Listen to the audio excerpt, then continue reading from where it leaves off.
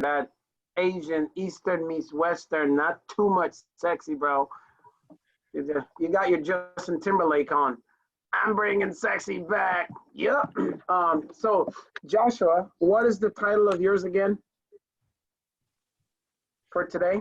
Yeah, so today we're going to be talking about how to get started and ensure you finish. So whether it's business, lifestyle, health, wellness, family, goals, I just set together a little presentation about how to make sure we can crush whatever we take on.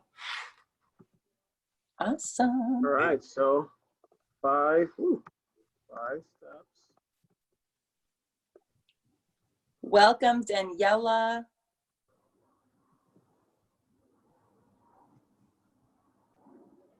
Okay, we good to go? All right, yeah, we are good to go. Go ahead, bro. Beautiful. Well, hold on. Actually, you know what? Let me hit record because I don't want to miss a second of this man's. But actually, yeah, hold on 1 second, ladies and gentlemen, on this beautiful day of mothers. Where'd the record button go? No, we're already recording. Duh. Hello. My bad. Go ahead. Okay, beautiful. Thank you. Well, welcome everyone. First off, happy Mother's Day to all the beautiful mothers out there. Yes. Happy Mother's Day. Anyone listening on Facebook, on Zoom, if you're a mother, we love you. We appreciate you. If you're a mother to be, we love you. We appreciate you. Shout out to all the moms out there. We got quite the gift today. We have my dear friend, one of my closest friends, my dude, Josh Kroyer, presenting for us today on the Power Hour. You know, this guy, I can listen to him speak and teach all day. You know, he's truly got a gift of educating. And, you know, we've worked together in the gym industry, and part of what we do is we help people, you know, get started with personal training. And he's got this presentation that when he's in the zone, everybody in the gym just pulls up a seat and just listens. You know, it doesn't matter if you got 10 days experience in the gym or 10 years experience in the gym.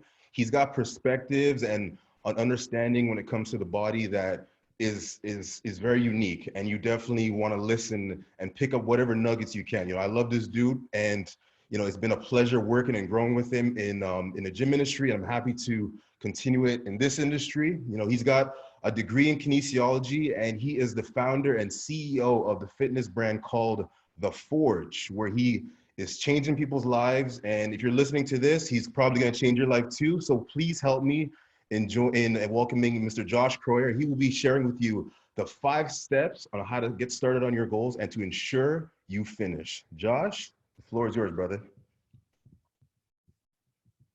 Yeah, it's always hard to get started on a presentation after such a introduction like that. But I just want to say thank you, Omar, for saying those kind words. And just for all you guys that know Omar, or some of you that may not, this is the gentleman that has not only, I have some of my newfie friends, I have some of my old time friends on this call that are listening in, so I appreciate that. So a lot of people know my story of coming from Newfoundland to Ontario, making that huge leap into the big city. And one of the people that have really made me stick through that major change and grow and become a better person was Omar. He's actually been my direct mentor for the past 2.5 years. And the things I've learned from this person is why I'm here talking today and why I'm still doing what I'm doing. He's gave me more belief in my capabilities and my knowledge and my ability more than anyone else I could even imagine. So I just want to say thank you for that, Omar. But today we're going to get started. I did want to say very quickly to anyone that's on the phone that is mama, or anyone that is listening on live, happy Mother's Day. If I forget that, my mom will be very mad. So I just want to say thank you to everyone that is tuning in today. I appreciate all of you for spending your precious time with us here right now.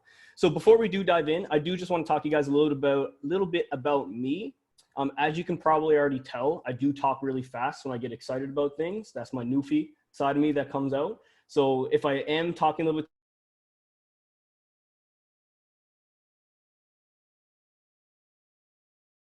Kroyer. I'm half Danish, half Canadian. My dad's side of the family was actually from Scandinavia. So I grew up in Newfoundland, which for all you people from the United States, it's a very tiny island off the east coast of Canada. Its population has roughly 500,000 people, and the population density is 1.4 people per square kilometer. And to put that in perspective, anyone that lives in a big city like Toronto has a population density of 4,947 people per square kilometer. So it's roughly 4,000 times less dense than a city like Toronto. So you don't really get to see very many people. So with that, I was never really active when I was growing up, right? So I wasn't really into sports. And I was actually, this is getting deep really quick. I was actually picked on when I was young because of my weight. I was always a little bit chubbier, and, you know, like I was always picked a little bit of fun at when I was a kid from all the other sporty and jockey guys.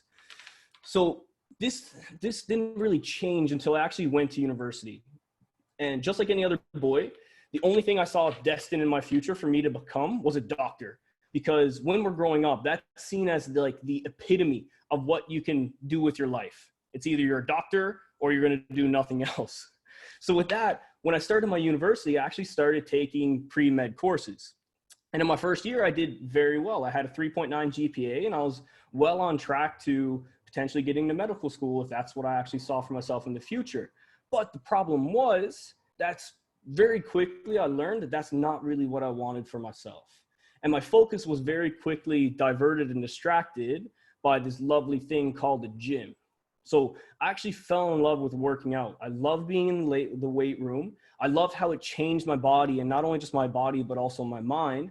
I loved reading workout articles. I dove into so much research, and every time I was at the gym, I would make a point to speak to at least one or two of the buff guys in the gym that everyone was looking at to see, hey man, what are you doing that I can start doing myself as well? So I fell in love with the whole process. So now, once this actually started happening, the idea of becoming a doctor was now completely overcome by this fascination of fitness. So right after that timeline, I actually decided to apply to get my Bachelor of Science in Kinesiology so I could actually pursue a human kinetics degree. Now, with that, I actually graduated from the university in 2016 with my bachelor's. And then in my last year in university was one of the most hectic years of my life. In that 1 year, I actually created and launched my own coaching business called The Forge, which you see up on your screen right now, if you can see my screen.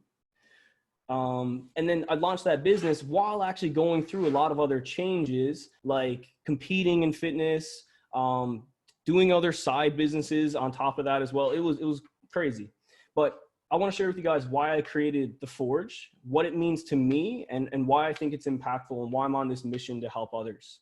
So the reason why we came up with the brand The Forge is it's based on my heritage of Viking heritage in Scandinavia. So the Vikings were actually the early adopters of metalworking. So through this process of forging metals, they were capable of taking something that was soft, malleable, this unrefined iron ore that they found in the ground, and through the processes of extreme heat and extreme compression and stress, they were able to refine that iron ore into something that was hardened, more refined, more durable in the end. So just like we refine and harden steel through the processes of heat and compression, so do we our bodies and minds. Our bodies and minds only develop and respond to levels of stress that we are not currently accustomed to. So this is the whole basis of the get out of your comfort zone to grow and succeed. And then this is why I've actually chosen my topic today, because the biggest thing that held me back from success, from my unathletic childhood, from not really being disciplined, the biggest thing that held me back from success in the past was having to overcome my own mindset and develop structure to be able to achieve whatever I actually seek out to do. So that's what we're going to be talking about today. So if you're on camera, give me a thumbs up if this all sounds good so far. Perfect. Thank you. Thank you. Perfect. So the overview, okay? So the outline for today is the 5 steps that I have created that I follow myself, and I also use with a lot of the clients I work with. So these 5 steps are crucial in overcoming the change that has to occur internally and externally in order for us to succeed in any aspect of our life, whether it is, like I mentioned, fitness, business, relationship, goals. There's a structure and change you have to go through to make it to the end. So what these 5 steps are first, you need to establish your why. Then I throw in this thing that I call the Toddler Method, which we're going to talk about after. Then you need to be able to create an iron mindset, create a perfect day structure, and then you just need to learn how to embrace the suck. So we're going to go through this now. And notice my pretty tree of transformation. So first step, establish your why. So this has been touched on a lot of from a lot of other coaches that are already on this call. If some of you guys actually know the community that's on here, we have some amazing influential health coaches and mindset coaches like Omar, Dr. Obam, Fazana, Peter. We all just are in the business of helping improve others and helping them reach their inner heart desires. So with this, we all know the importance of setting that foundation with regards to understanding your why. So what this means is understanding why it's important for you to reach this certain destination. What are you trying to achieve? What are you trying to gain? And also, more importantly, it's not only just obviously going towards the pleasure of achieving something, but we all know that there's two major driving factors that push us in every aspect of our life. It's either pain or pleasure. So we try to move towards something more pleasurable, or we're trying to move away from pain. So what I talk to a lot of people to really get down to the bare bones, to understand if this is something you should even be doing, is not only just saying, hey, what's good to come from what going on this journey, but also what do you have to lose if you still stay where you are? So if we tie it to weight loss, so I'm more specialized in a weight loss coach. Why is it you're trying to get that six-pack abs? Why is it you're trying to flatten your belly and benefit yourself in that way, right? It's not just the pleasure of sitting on the beach and having people goggle at you and finally have a couple ladies look at you, or men, for ladies that are on the call. It's what are you trying to move away from? What do you currently not like about your current daily living that now that new transformed body and mind is going to give you? So it's important to answer these questions, because wanting to do something just because someone else is, or because someone told you it's a good idea, is just not good enough. If you have been told to do something based on someone else's opinion, that when it gets tough, which it will, then you're far more likely to quit. But if deep down you understand why you're pursuing this journey and how it's going to majorly impact multiple aspects of your life, you're much more likely to become tougher and resilient and to combat and navigate through whatever hardships you are bound to occur in this journey. Does that all make sense? Give me a head nod, give me a thumbs up. Daniela got some sweet sunglasses on. She's one of the only people I can see with those sweet shades. So this one here, okay, you're going to tell that there's a lot of quotes in my presentation here, because for me, Peter's the mindset. He connects the spirit, body, and mind. Omar is a lot more spiritual in his thing. I'm more of a mental coach, and I love the motivational aspect of developing people and getting them through. So what this quote is the opportunity is not to discover the perfect company for ourselves, but the opportunity is to build the perfect company for each other. So I like reading this quote, and the reason why I put it in there today is because I like reading in two ways, the word company in two ways. Company could mean a business entity, or a company could be a gathering of people. So I'm going to synonymize this with both Acera, which I'm doing this presentation for today, and also my coaching business. So with Acera, or with my coaching clients, our why, so our main driving factor of why we do what we do, is to not only get benefit for ourselves, but we are building something that can impact tens, hundreds, if not thousands of people. That is our mission. My coaching business isn't just for my benefit. It's not only just for me to make money. It helps people take control of their lives, learn scientific and life principles that can help them become their best selves. And through Acera, we are building a community of like-minded people who believe in the continuous development of oneself and believe in creating an opportunity for others to live a lifestyle that many can just only dream of. It's this vision and core value that keeps us pushing forward, because now our ability to keep moving and succeed isn't only just tied to the betterment of ourselves, it's tied to the betterment of many. And I think that if that's how you find your vision and why you're doing something, if you tie it to other people's success that you believe, that you trust in, that you want to bring along the journey with you, that's definitely a really good place to start with your why. And then since I've shifted my point to my whole vision to not only benefit myself, but as many people as I can within my lifetime, I've noticed that I'm that much more excited to get up out of bed, because now my success is just completely predicated on other people as well. So I want to take a second here at this slide. So when people read the Toddler Method, what did you think the Toddler Method entailed? Type in the chat. I did this little quiz with other people already. I'm going to see if I can pull up my chat so I can read what you guys are saying. What do you think the Toddler Method means? Instinctual basis in absence of prior experience. I like that because toddlers don't really have previous experience. Keeping it simple. I like that. Childlike. Always enjoy the process. Always be excited. Crawl before you walk. Start with baby steps.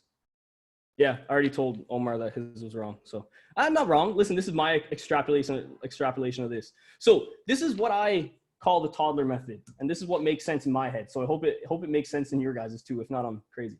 So the toddler method. Toddlers ask between 200 to 300 questions on a daily basis. Why? Because like Peter said, toddlers don't have a previous basis of experience and knowledge to base their actions on, base their daily living. So who do they turn to? They turn to us. They turn to their parents. They're asking so many questions because they're being bombarded with new information that at that current period of time, they're not actually equipped to handle. So how do toddlers overcome this? They ask questions. So I like to say this is where the endless pursuit of knowledge begins, because if you're a person that has actually started on your self-development journey, it starts out fun where like, oh my God, I'm learning new things, it's great. And then at a point, it almost gets overwhelming because the more you know, the more you realize you know nothing, right? So with this, the endless pursuit of knowledge is so important because if you're not constantly learning and allowing those cogs to turn in your head, and even more importantly, in the second little post here, create an environment where learning is facilitated. Way too many times do people end up chastising people that wake up at 5 a.m. in the morning to go work out and are reading books every single day, watching webinars, and are not going out drinking. And in today's society, that's frowned upon by a lot of people because those people are just so focused on self-development that the aspect of growth, the aspect of always learning is almost stifled by other people that just don't understand where you're coming from, right? So in whatever you're attempting to embark on, it's a good idea to prepare yourself. If you're about to start on a weight loss journey, it's probably a good idea to start reading some weight loss books and articles. If you're looking at buying real estate, it's probably a good idea to start reading books on what it's like to buy and own real estate. Another important thing is to connect with experts in the certain field, which is one aspect of what Sarah is all about. It's not only just a self-development platform, but the really cool thing is if you actually want to get into health coaching, if you want to just understand the physiological way that our body loses fat, gains information, buying real estate, whatever that may be, Acera is a platform that's actually bringing on very experiential, very expert people in their fields where they're actually going to plant their information onto the platform because, again, one of our core values is just the betterment of people through their self-development. So Acera is actually going to turn into a platform where creating that environment of learning and bettering yourself on a daily basis is going to be facilitated each and every single day with each and every single person that lives and breathes what we want to do. Lost myself in my notes. Give me 2 seconds. Now, this is an important note. So obviously we need to prepare ourselves to get started on the journey, but heed my warning with this. You will never truly know enough before you get started to know all the answers. This is something that I have been struggling with in the past where I love learning. And when I start something, when I start getting some information, it starts out as, again, it's cool, like you're learning. But then when you get so far into it, you get to a point where you're like, oh my God, but now that I know this small little bit, now I learned that there's something here I need to learn and here and here and here and here and here. And then each and every single time you learn more, it just keeps expanding and expanding because your knowledge expands and expands. So the biggest thing I would tell you is it's not just enough to dive into a bunch of research and learning, because that's just the first step. Your whole mission for the first step is just to learn enough to first take that step in the right direction, because you need to know enough that, listen, I'm heading this way. And if I don't learn enough, I'm heading that way and I'm not going to get to where I want to be. I just need to learn what that first step is and start moving in the right direction.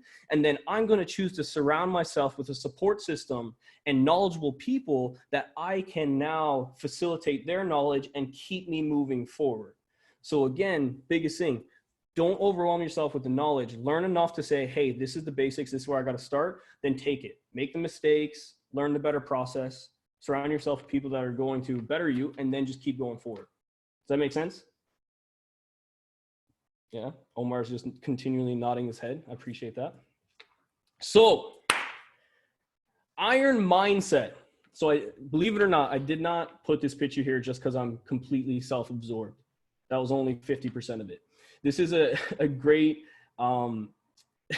Justin laughs. So this is a great example of me in my life where when I look back, I'm extremely proud of something I've accomplished. And it completely was only possible based on these two things that I'm going to talk about today. And it comprises what I call the iron mindset. Iron mindset just ties into my branding of my company, but it's based on two separate things. So first I'll talk about this. This moment that you're seeing here is where I challenged and elevated myself beyond my own belief of what I thought I was capable of doing when I actually competed. This was my second bodybuilding competition, actually. So when I was actually competing and prepping for this show, not only was I doing 6-7 hours of cardio on a weekly basis, I was prepping each and every single one of my meals for 2-3 hours a day, doing 2 workouts a day, still in university. I was launching this brand, this business called The Forge, and this was all at the age of 21. So put it in perspective, since 18, I was never that person, especially I'm from Newfoundland. We like drinking a lot. Since the age of 18, I was never that person to go drink away on the weekends and whatnot. I was always focused on doing things that are going to better myself in a certain way. Now, first thing we're going to talk about is the self-discipline. And I love this quote. In reading the lives of great men and women, I found that the first victory they won over themselves was over themselves. Self-discipline with all of them came first. So this is huge because there's so many things you hear in the leadership capacity, the leadership role, that you can't lead others until you learn how to lead yourself, right? And the biggest thing that I like with this is when you start on any journey, just like I did on this picture here, when I first started this preparation for it, especially when you start out and start getting further into it, you're going to be constantly bombarded by these things that Dr. Obomboen, that's on the call here today, he calls them ants. And I like referring to them as ants, A-N-T. So what we call them is automatic negative thoughts. So the more that you are tested, the more they come. The negative self-talk in your head that's constantly telling you can't do this, constantly telling you, listen, go eat that burger, constantly telling you, like, listen, there's a lot easier ways to just exist rather than push yourself to your extremes on a daily basis. You need to be able to overcome this. And this is where the second aspect comes in. So the second aspect is your self-belief. And what I chose to actually portray this is Henry Ford's example of whether you believe you can or believe you can't, you're right. Now, I'm going to reference a study that was done on university students, and it was tied to their levels of self-belief and how it influenced procrastination. And what we're just going to call procrastination is just lack of action. So when they conducted the study, they had like certain qualitative assessment questionnaires and whatnot. I'm not going to get into that and how the structure of the study was. Doctors, we can talk about that after. So the students who had low levels of self-belief, meaning they had low levels of confidence in their ability to actually complete the tasks that they were faced with. These people with these low confidence in their ability, they were much more likely to see their failure as a failure of something within themselves. And they were much more likely to choose to do nothing and just procrastinate, i.e. not move forward, not achieve what they needed to do. But now, students who possessed a high level of self-belief, meaning they had a high confidence in their ability to complete the tasks that were faced with them. Let's say if they were actually to move forward and be disrupted by a failure, by a setback, they were much more likely to see this setback as a lack of their effort, not a lack of their ability. Because deep down, they had that belief in themselves that they can do what they're setting out to do. So that's why this quote here just goes deep down into the psychology of who we are as a human being, that if we believe we can, we're going to view our efforts, right, as capable of getting the job done. So if we're not getting it done, we'll put in more effort and then we'll keep storming through to get it done. But if you're sabotaging yourself by not believing that you're qualified, not believing that you're capable of doing this new thing, then when you have that setback, that's why people are going to end up failing. Does that make sense for everyone? If you're on phone, can you drop some fire emojis in the chat, please? Just to keep me warm for the second half of this. Keep me warm in the second half. Okay. So now peer support. Once you have mastered your own thoughts internally, that has to happen. Like if you notice, this is a step-by-step process. Figure out your vision, right? That's step one. That has to happen, right? Then you need to figure out the constant learning mentality. Keep learning, learn the first step, get moving. Then as soon as you start moving, get the discipline, get the self-belief in yourself. Now, once you've mastered these three things, you're ready for the next step, which is the peer support, right? So any great coaching program, like what I offer, like what Omar offers, like what many other coaches offer on this platform here now, we leverage the ability to build a community for the members that are contained within our umbrella. The reason we do this is it helps facilitate success in between each and every single individual that's part of it. It's like, I'm sure I didn't research study on this. I'll do it next time, for the next time I do this presentation. But you are going to be much more likely to be successful if you're constantly being engaged by like-minded people that have that same or similar outcome of where they're going.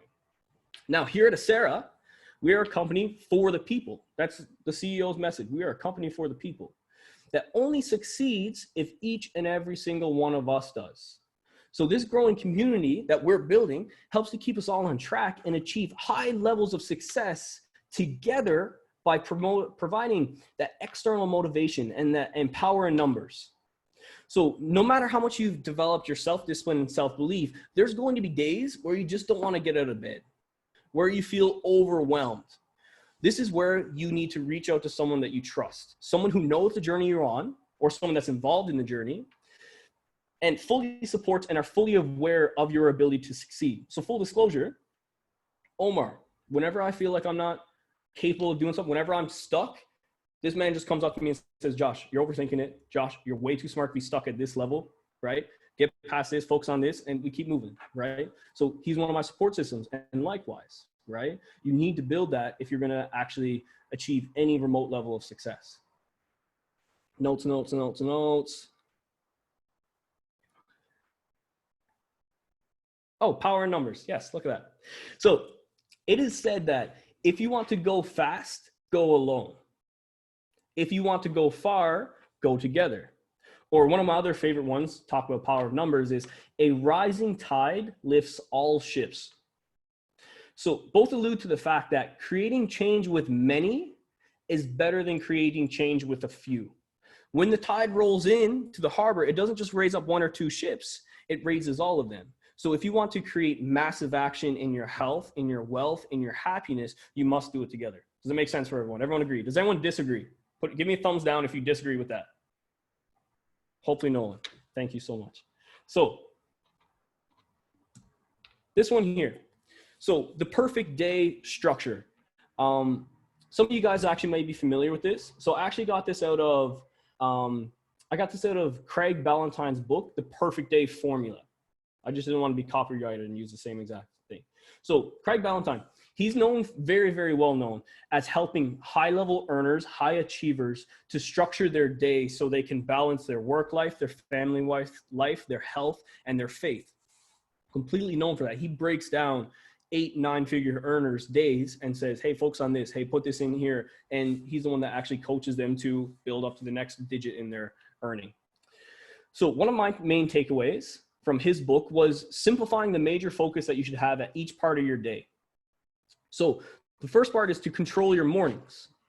So how many people here wake up at the exact same time each and every single day? By a show of hands, show me. Okay, thank you, Omar. Thank you. So how many of us end up hitting the snooze button a couple times? Then, yeah. Okay, yeah, absolutely. I think we all do that sometimes. So I used to be exactly in the same boat. So even as little as 6-7 months, I would always have a sporadic wake up schedule. I didn't really start the day with the focus and energy that I wish I was, right? So what I found was waking up in the morning. Yes. So sorry, I lost myself again. So what I found was waking up early in the morning was to be able to wake up in the morning early on time with a mission, with a purpose. Because let's put it in perspective. One of the easiest things that we have to do on our daily basis at least physically. And one thing that none of us can get our day started without doing is getting up out of bed. It requires probably the most minimal amount of effort, but the highest amount of mental fortitude, right? Of mental energy. So what I found was if I continue to make excuses and take the easy way out of sleeping in each and every single day, I was never performing or functioning at my highest level. And now for me, this is important, right? For me, I want to get up early in the morning, get my stuff straightened away, maybe work out, get started early so that when I'm actually started in my workflow, I'm already ahead of the game. And that's something that, again, just helps me function at my highest level. So in the past few months, what I've done is I've conditioned myself to wake up as early as 5:15 or at the absolute latest 6 a.m., even during isolation. So that means I can't be up late at night, watching Netflix, watching shows, scrolling social media, because I have to get up early. So that's part of my discipline. And what I find is every single morning I get to wake up with a purpose, knowing that I got up early today because I'm just going to be attacking a goal. I'm going to be throwing myself at a goal today. Then after that first part comes the second part of being able to conquer the chaos of the afternoon. So this is where a lot of us typically struggle because our productivity and energy typically sometimes dies down throughout the day as the hours go by. We end up getting distracted with other things. So this is where sometimes we get those midday like fogs where we just end up being overwhelmed and we stop and then we don't really get anywhere. So what I do to overcome this, afternoons are always chaos. So what I do is I schedule my magic time. This is something that was taught to me by some of my mentors. So your magic time is a 2-hour period in the day where you do your deepest, most uninterrupted work. So this way, I always schedule mine first thing in the morning. So again, I'm usually up by 5:15, 6 a.m. That's the usual range, never later than 6. I wake up, maybe work out. During quarantine, I do it later in the day. But what I do is I schedule my magic time, 7 to 9 a.m. My phone's not with me. I have all notifications set off on my laptop, and I have tasks that need to be done within that 2 hours. And I put my headphones in. I don't look at my phone for 2 hours because whatever clients, whatever people that I got to get back to, that I have to get back to, they can wait till 9 a.m. It's not like I'm neglecting them. I'm just prioritizing what's important. So how this actually helps me conquer the chaos of the afternoon is because as I'm going throughout my day, let's say if in the afternoon something comes up, I get a call like, hey Josh, this has to be done right away. I have a quick impromptu call of getting on something and my scheduling ends up getting messed up. If I end up getting overwhelmed and the productivity in that mid part of the day isn't what I'd exactly like it to be, it doesn't matter because I already got the most important tasks that were important for me to get done today, done from 7 to 9. So anything else I'm getting done throughout the day is just a bonus. That just helps me take those little inches step forward, but this is where I take leaps forward in the morning, okay? So, and then lastly, concentrate on what matters in the evening. So this is actually gonna just go right into my next slide that I have, which I really love since I've actually started doing, which are called brain dumps and pre-scripting your day. So does anyone currently right now do brain dumps or know what I'm talking about? Oh, you guys are gonna be very much, thank you, Fazana, thank you. So those of you that aren't doing this right now, if you're in school, if you're in research, if you're in business, if you're just trying to work on your weight loss, whatever it may be, if you're tackling a goal right now, I'm sure all of us have at least one. And if you don't, listen, send me a message later and let's talk about driving up your ambition and get you moving forward towards something. So this brain dump is going to help create clarity. So these are 2 habits that have been passed on to me by my business coach. And they have been a complete night and day on how I start and finish my day. So the brain dump, what a brain dump is you write down everything that's on your mind. I typically do this around 6 to 7 p.m. at the end of my workday. So what this brain dump allows me to do is it tangibly allows me to put down all the thoughts that are continually whirling around my head. If you guys are driven, motivated people, you'll know that your brain is never silent. There's never not anything going on, right? So what this allows me to do is it allows me to get it out of my head where it's just a clutter, where there's no structure, where there's no focus, and allows me to get it down on a piece of paper, right? That's step 1. right? So now as soon as I get these thoughts out of my head and they're tangibly down in a list in order, it immediately helps me relieve my anxiety of all the things that have yet to be done and all the things that continue to have to be completed, right?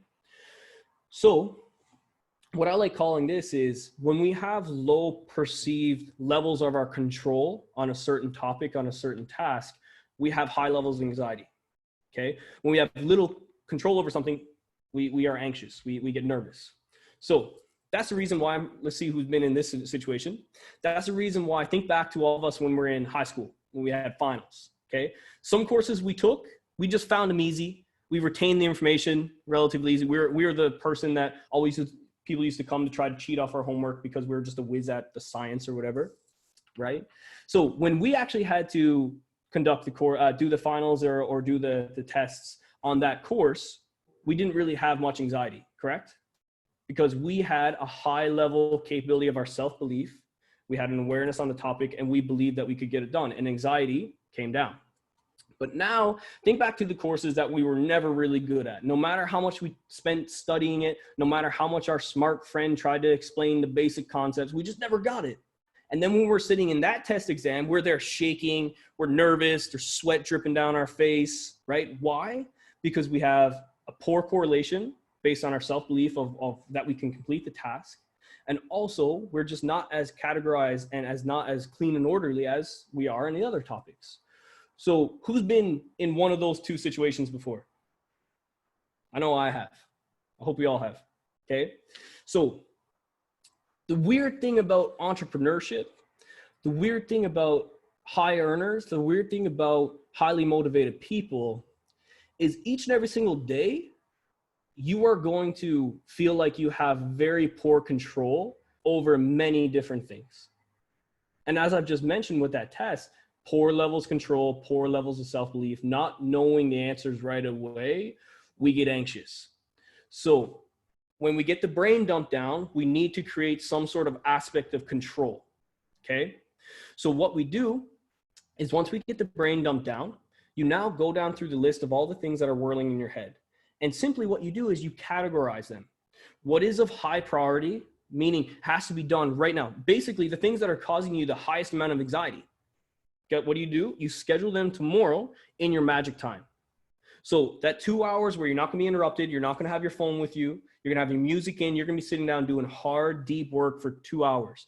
Those things that are now creating anxiety, put them within that magic time. And I promise, like I've done this, where I look at my list, I put it in my schedule and say, okay, from 7 a.m. to 7:30, I'm writing this script that I need done. As soon as I push enter on it, my anxiety levels drop.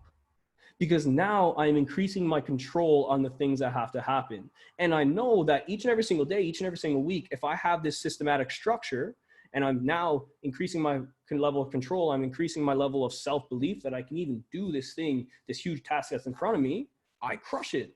And week after week, I achieve the massive levels of success that I'm looking for. Does it make sense for everyone? Is this helping anyone so far? Perfect, thank you. So last slide, which is the funnest one, is you just need to embrace the suck. So I'm pretty sure this is, don't quote me on this, but I'm pretty sure this is an actual like old war quote of just being able to embrace the suck. So very bluntly, going through the process of change is going to challenge you in so many different ways. And at times, it's going to even suck, right? Like there's no way around it. So this is why so many people choose to stay in the current poor situation that they're living in, even if at times they despise where they are. And this is because staying in our normal that still may not be that great is still more comfortable than having to go through the growth process of change, and especially go into the unknown. So listen, that's not me. I know that's not a lot of people on this call. So with that, once you accept that your current way of living, your current way of being is not what you're destined to be doing, right? You know you're capable of so much more, right? that's where you just need to go down through these things so that you develop resiliency, you develop hardship, right? So one thing I do is I do one thing every single day that scares me. Recently, in the past 2-3 months, especially since COVID-19 hit, I've been doing a lot more video content. I've been actually sitting in front of just a video camera that's pointed at me, where you're not getting any feedback, you're not getting any facial expressions. It's not the same thing as talking face-to-face with people here. It's awkward. It's really awkward. If you guys haven't done it before, please do it. It's going to completely level up your intersocial skills. I promise that. So with that, that's something that I was so uncomfortable with. It felt so awkward. I wasn't good at it. And if I just gave into it right away, and again, didn't stay on track with my long-term vision of saying, hey, if I want to be this influential person that's going to help coach people, develop themselves, lose their weight, become the best version of themselves, in today's society, for me to run the level of business that I want, I can't talk one-on-one with clients all the time, right? It's still gonna be a huge aspect because this personal connection is better than anything, but there's gonna come a point where I have to be good on video so that the basic things that they need to be taught, they can be pushed towards a video, and then we can focus on the individual things for themselves. Does that make sense?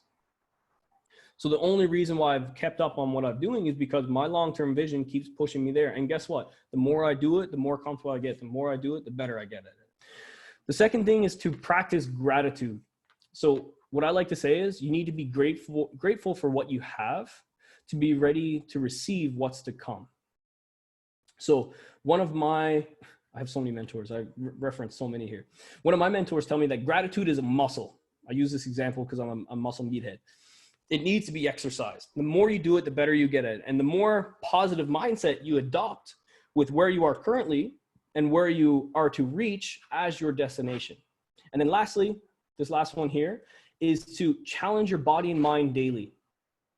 Your body and mind are two aspects of your being that only become stronger under some sort of measure of stress. So if we are constantly challenging ourselves, both mentally and physically, we grow. Our muscles become firmer, they become stronger, they provide more support. Our body's in a position where it can burn off that stubborn belly fat.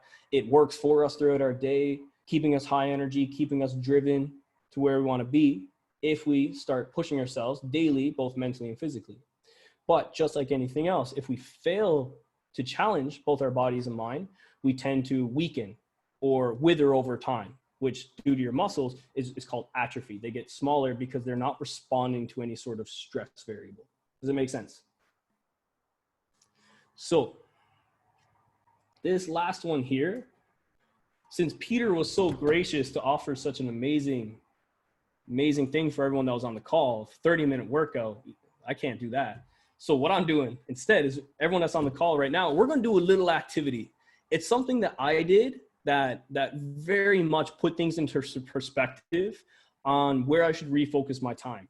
So anyone that's on this call, if you have a piece of pen, if you have a piece of paper, you have a little bit more than 15 minutes. So this will probably only take 5.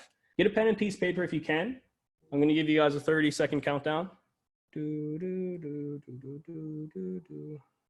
me check the chat while you guys are doing this.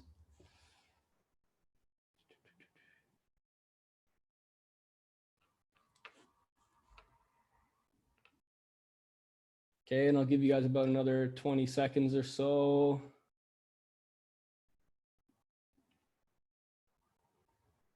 Justin, important, amazing. So we're gonna do this really, really quick, okay? So what I want you guys to do is it's about 1:45 now. So very quickly, it doesn't have to be crazy detailed. What I want you guys to do is I want you to write down what time you've waking up. My Newfie accent comes out sometimes. I'm not good with sentence structure. So what time you woke up, and then on an hourly basis, half-hourly, whatever it was, mark down everything that you've done from when you've woke up till now.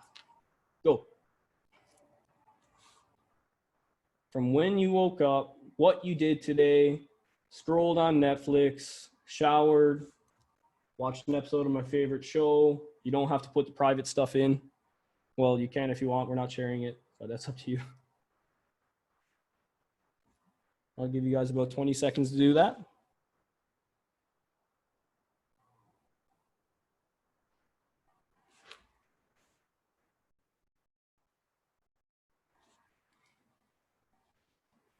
Okay, and then as you guys are still writing that, as you guys are finishing up, feel free to take your time. So what you're gonna do now, after you have that little section, you're now gonna create 3 headings down bottom with some space in between. One's gonna say stop, one's gonna say decrease, and one's gonna say keep. So again, everything you've done today since you woke up, every single detail. If you scroll down Netflix for 42 minutes, scroll down Netflix, scroll down Instagram for 42 minutes, write it down, okay? Then the 3 headings, stop, decrease, and keep. And simply what you're gonna do is you're gonna look at your list above and you're gonna categorize each and every single thing that you did, okay? So let's say if you woke up at 8:42 and you know that that's not the time that you wanna wake up, you're gonna put that in the stop category, okay? Let's say if once you woke up, it took you 42 minutes to get out of bed because you were scrolling on social media, you weren't really getting up out of bed, you were sipping on your coffee a little bit too long. If that's something that you don't need to stop, but you need to decrease, put that into decrease. And let's say if you woke up this morning, killed a workout at 9 a.m., you worked out for 45 minutes, you're gonna put that in the keep category. So we're gonna start categorizing what you're currently spending your time on, especially in your mornings, like on something like a Sunday. But this is definitely a lot more pertinent when you do it throughout the week. And then simply when you have that done, all you're gonna do is you're gonna categorize each and every single thing in the stop category, the decrease category, and the keep category. And now, just like this whole presentation was, it's all developed to give you structure and a perceived level of control. Because when we're aimlessly going throughout our day, listen, it's not bad to look at phone and scroll through social media. Part of my business now and what I'm doing is I need to be connected with people. So I need to be on my social media. I need to be productively messaging people. But when there's no end time with regards to what you're doing, because you don't have much structure, things typically, especially things with low effort and just our distractions, typically fill up a lot more time than they should. So it's in our own capability to realize what we're doing that we need to stop completely because it's not serving us, the things that we need to decrease and maybe spend a little bit less time doing and set more time limits on, and the things that we need to keep on our schedule because we know that it's actually going to help keep us moving forward. So that little structure, do that today. And then what I want all you guys to do is to commit to taking out 1 or 2 things from the stop category and at least eliminating it or moving it down to decrease category. You're going to take 1 or 2 things in your decrease category and you're actually going to completely remove it from your day. And then in your keep, you're going to make sure that those are the things that you're constantly putting attention to make sure that you're keeping in your day because it's serving you in your health, your wealth, your abundance, whatever that may be. Does that all make sense for people? And then your homework is next week. Look back at your list. Make sure that you stuck to what you sought out to do. And here, the last slide. This is where to find me. So this is actually my Instagram. As you see, helping unathletic men lose fat. That was my story when I was young. So I actually created the Iron Shred Experience, 7+ years coaching, blah, blah, blah. If you want to reach out to me, the best way to get to me is Instagram. Wow. Great job, Josh. That was phenomenal. Thank you. Thank you so much for sharing. Let's give Josh a round of applause, guys. That was amazing. Josh, you know, I've heard bits and pieces of the information you shared, and I've personally seen how it's been affecting you, especially over the last couple months, and how much you've accomplished. And it's really cool to see how you've put it all together in a system. And that's what I love the most about this stuff is like everything you've shared is an easy to follow system. It's just a matter of doing it, right? And it can break down, you know, every aspect of your life. And I love that a little exercise at the end of just categorizing what's serving you, what's holding you back, and just, you know, really taking steps towards creating the life that you want. So great stuff, brother. Really appreciate you. We got a few questions. We got like 10 minutes, so we're gonna get to some questions if that's cool with you. Yeah, let's do it. Depends on what questions there are. Okay, cool. So going back earlier to when you were talking about Magic Time, we got a couple questions on Magic Time. Debbie had a question. So with your Magic Time, she's wondering, do you recommend doing that every single day? Because she's involved in trading. And then she was saying that, would it be a good idea to do it on days when she's not trading, or should she keep magic time a consistent thing every single day? What are your thoughts on that magic time?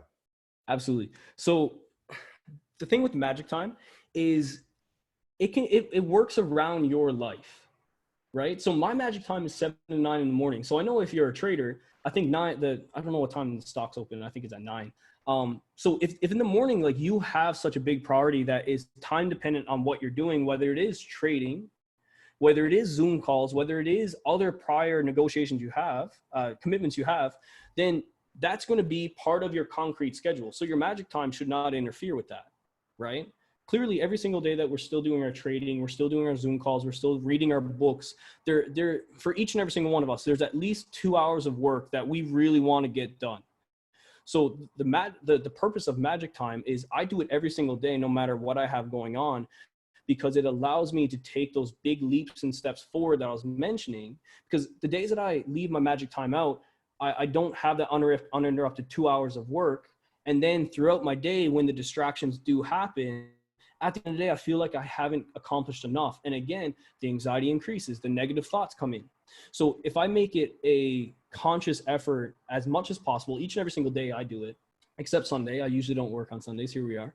So with that, I do it each and every single day so that no matter what happens, I feel like I'm still taking leaps and bounds forward to my goal. So if you wanted my suggestion, I would schedule it around your trading time so that you still have a block for that. And let's say if your trading time is in the morning, put your magic time midday where you throw on your headphones, put your phone away, and then just do your research on the stocks, do your other important events that you have later.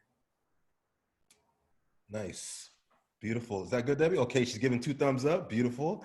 Thank you, Josh. And on that topic of magic time, can you give some specific things that you do during your magic time that have made a significant difference? Absolutely. So I don't count, even though exercise is absolutely magic time, I don't count it towards magic time because that should be something that's concrete in your schedule anyway, right? So I know what magic time, important things, have your own health, meditation, mindset, self-development, reading book. That all has to be scheduled outside of your magic time anyway. Family time, that's outside of your magic time. So what I include in my magic time is the social media stuff that I have to create, the content. Great example, preparing a presentation like this. If I know it's of high importance and I am on a time crunch, which I was for this presentation, so I hope it was good. With that, I throw this into my magic time so that now I'm uninterrupted because this had a concrete deadline of 2 days I had to get it done. It was in my magic time so that I'm uninterrupted getting that done. If it's something business-wise, I throw it in my magic time. If it's following up, creating a program for a client, that's in my magic time. So the health stuff, mindset, reading a book, all that, I wouldn't include that. That's scheduled elsewhere. It's the tasks that need to get done to get you moving forward in your business or by yourself. Nice. Beautiful. Thank you, sir. Josh, on the topic of, if you can just go back to the picture of you just all shredded from your competition, that'd be amazing. That'd be amazing. Can you give some advice on, as you were going through that path of being where you were to competing on, okay, look at that, competing on stage, can you give some advice? Because that's a long journey, right? And for a lot of us on this call, you know, we're on our own journey, whether it's towards fitness or business, and it's something that, like a competition, is not gonna bear fruit right away. You got to be able to be consistent. So what were some things that you were doing / telling yourself to help you stay the course as you were transforming and getting prepared for your competition? Absolutely. So the easy, my scapegoat, my way out of this question would be these 5 steps. But I feel like that's not a fair answer for whoever asked it. So it's realistically, again, just going back to understanding the deepest thing, like hence why it's the first step, is your why. If I was just doing this because my friends were doing it, if I was just doing this because someone looked at me and said, hey, you work out, you should do a show, I wouldn't have been successful. It's as simple as that. I sought this out, and this is going to get a little deep, little introspection into my brain. I did this because I was never the fittest guy. I was never the top physically of anything. Mentally, like I was always a good student. I love learning and stuff, but I was never able to really physically get myself to high levels of achievement.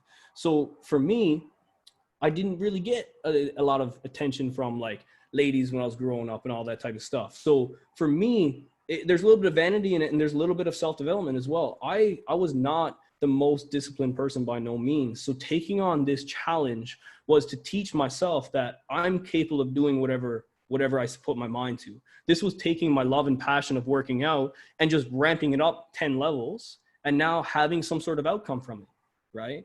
Being able to push that mentally, be able to understand why my body was asking for food, what I should fuel it with, be able to go through those endless sessions of cardio, all for that one purpose, has taught me so many things of being resilient, of not taking no for an answer, of fighting hard for relationships I'm in, of getting myself better in any sort of aspect I can, right? So that's years that came out of this, but that's how it started. I knew I was capable of doing more. I knew that, hey, if I want to make this happen, I can do it, right? I wasn't doing it for anyone else. I was doing it for me. Beautiful. Appreciate you, brother. Okay, we're gonna close out. Josh, you've been getting so much love. Like you've done such an amazing job. Just reading through some of the comments. Marta saying, we want more. We definitely gonna have you back for a part 2, because especially, out of everyone, I definitely know, you fill with a lot of gold, brother, that the world needs to hear. So we're definitely gonna have you back for a part 2. Thank you for everything that you shared with us today. We love you, brother. We love you. Oh, that's not a heart. We're gonna have, thank you, Josh. We're gonna have Stephanie Boland come on. She's actually gonna be our presenter for tomorrow's Power Hour. She's gonna be talking about relationships, something that everybody, I think, needs to get some advice on. Affects all of us. So the amazing Stephanie Boland, would you mind coming on for a quick second, just sharing with us a little taste of what you're gonna be sharing tomorrow on the Power Hour? Putting me on the spot as per usual, Omar. Awesome. Thank you so much, everyone. First off, thanks so much, Josh. You killed it. As Obama would say, you broke the mic and you dropped it. So amazing job. Super pumped. This is so amazing to be surrounded by people that are so highly conscious and that have so many talents in so many different areas of life. And we're just starting to get to know how amazing our crew and our family is here with this amazing opportunity that we're all building. So tomorrow I'm going to be talking about, just like Omar said, relationships, specifically how to heal from past relationships, because there's no way that you can actually call in relationships when it comes to even opportunities with career, things like we're all working towards now with this beautiful opportunity, which is the reason why we're on here live today.